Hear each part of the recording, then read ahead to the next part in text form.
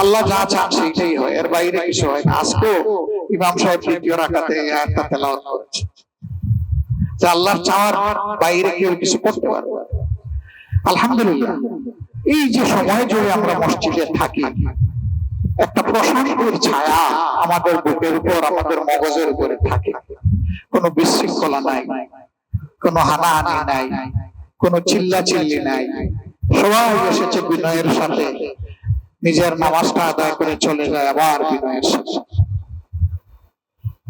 এই যে মজা, এই যে শান্তি, এই যে সম্মান, এই যে ভালোবাসার পরিবেশ, শ্রদ্ধার পরিবেশ, এই পরিবেশটাই তো ৯১% মুসলমানের দেশে রাস্তায়, পরিবারে, আমার ব্যবসায়, কর্মক্ষেত্রে, রাষ্ট্রীয় পরিষেবায়, সব জায়গায় আমার পাওয়ার কথা, থাকার কথা।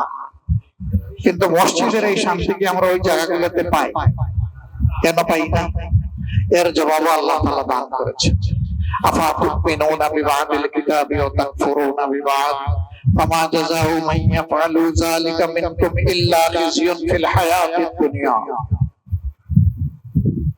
আমি যে কিতাব আল কোরআন, ফুরকান তোমাদেরকে দান করেছি, তোমাদের মধ্যে কেউ কেউ কি এমনও আছো যে আমার কিতাবের একটা অংশের উপরে ঈমান আনো, আমল করো, আর একটা অংশ তোমার কষ্ট হয় তাই ছেড়ে দাও, মানো না।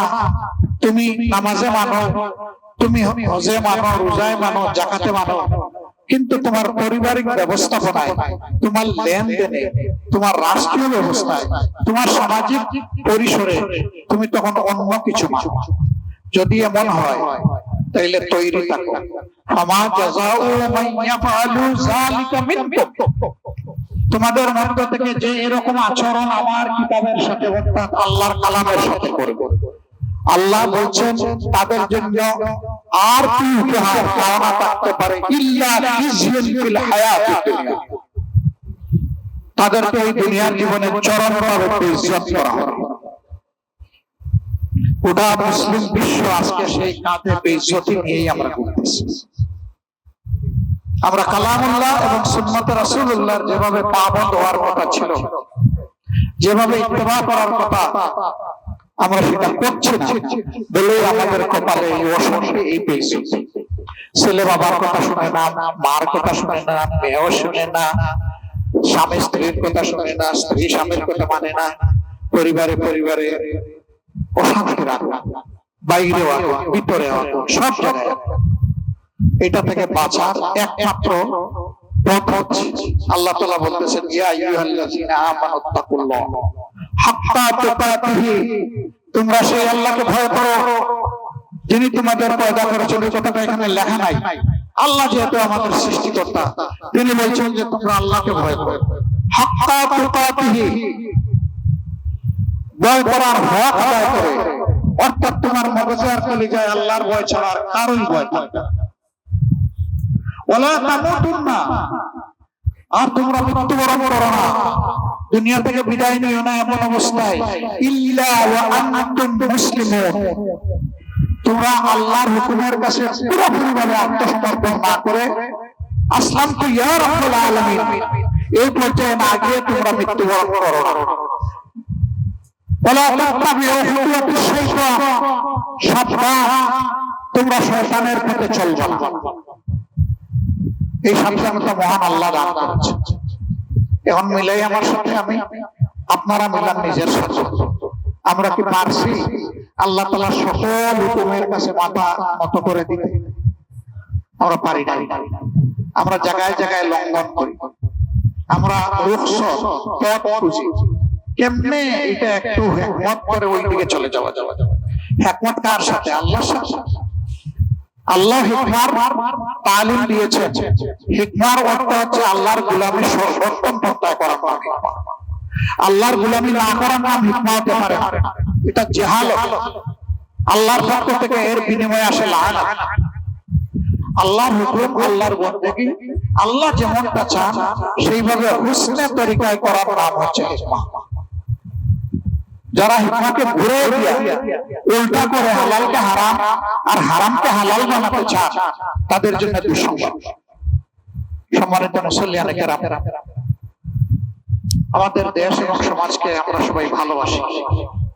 ভালোবাসার জায়গা থেকে আমরা চাই এই সমাজ যেন শান্তির সমাজ হয়, এই সমাজের জন্য পারস্পরিক শ্রদ্ধা এবং ভালোবাসা থাকে।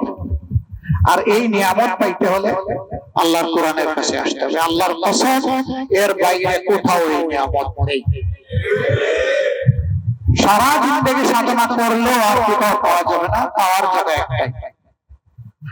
এটা আমার কথা, এটা আমার মাহবুবের কালামে হাকিমে ৬৬৬৬টি আয়াত। প্রথম আয়াতটা ছিল ইলমের আয়াত, ইকরা বিসমি রাব্বিকাল্লাযী খলাক, পড়ো তোমার প্রভুর নামে যিনি তোমাকে পয়দা করেছেন। এই দিয়ে শুরু। আর শেষ আয়াত রাসূল করিম সাল্লাল্লাহু আলাইহি সাল্লাম যখন বিদায় হজ্জে আইয়ামে তাশরিকের সময় মিনার ময়দানে ছিলেন, তখন তার উপর কালামে হাকিমের সর্বশেষ আয়াত নাযিল হয়েছে। এর গুরুত্বপূর্ণ অংশ হচ্ছে আল-ইয়াওমা আকমালতু লাকুম দীনাকুম ওয়া আতমামতু আলাইকুম নি'মাতি ওয়া রাদিতু লাকুমুল ইসলাম দীনান। হে মানব মণ্ডলী, বিশ্ববাসী, আমার পক্ষ থেকে দুনিয়া সৃষ্টির সূচনায় আমি যে হেদায়েতের বিধান তোমাদের জন্য পাঠানো শুরু করেছিলাম, আজকে তার পূর্ণতা দান করলাম। বলেন সুবহানাল্লাহ। ওয়া আতমামতু আলাইকুম নি'মাতি, আর এই কিতাবের মধ্যেই তোমাদের জন্য সমস্ত নিয়ামতকে পরিপূর্ণ করে দিলাম। সুবহানাল্লাহ। ওয়া রাদিতু লাকুমুল ইসলাম দীনান, আর তোমরা কেমনে দুনিয়ায় চলবে তার বিধান হিসেবে একমাত্র ইসলামকেই আমি কবুল করে দিলাম। এই কথা বলার পরে আর কারো কোনো দুঃসাহস আছে যে এর বাইরে গিয়ে পরিচয় দিবে যে আমি একজন মুসলিম? সে যদি মুসলিম হয় তাহলে পুরা আল্লাহর কালামকে কবুল করেই বলতে হবে আমানতু বিল্লাহ কাবিলতু জামিআ, আমি সব কিছু কবুল করে নিলাম আল্লাহর পক্ষ থেকে যা এসেছে। সম্মানিত মুসল্লিয়ানে কেরাম, কথা বললাম খুব সহজ, মানাটাও সহজ, যদি আপনি আল্লাহর উপর পুরোপুরি মুতাওয়াক্কিল হন, তাওয়াক্কুল করেন, আল্লাহই আপনাকে সাহায্য করবেন। কিন্তু আপনি যদি আল্লাহর উপর পুরো তাওয়াক্কুল না করেন, কিছু আল্লাহর উপর আর কিছু অন্য জায়গায়, আল্লাহ তাআলা আপনার আমার দায়িত্ব নেবেন না। আল্লাহ তাআলা তখনই আপনার আমার দায়িত্ব নেবেন যখন পুরো মুতাওয়াক্কিল আমরা হব।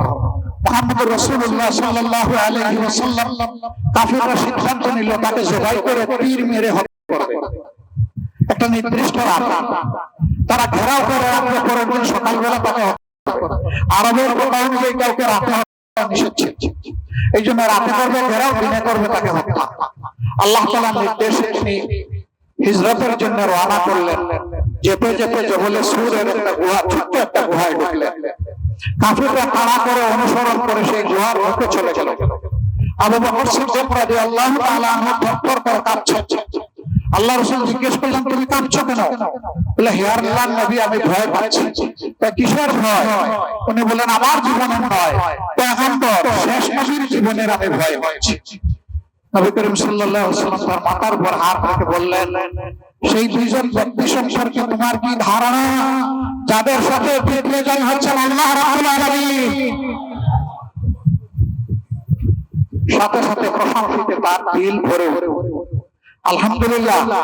গুহার নিচে গিয়ে এইভাবে আল্লাহ তাআলা তাদের চোখে ধাঁধা লাগিয়ে দিলেন। কিসের কোন জায়গার এক মাকড়সা সামান্য এক জাল, আল্লাহ তাআলার হুকুমে সেইটাই পেতে দিল, তাদের সমস্ত ষড়যন্ত্র ব্যর্থ হয়ে গেল।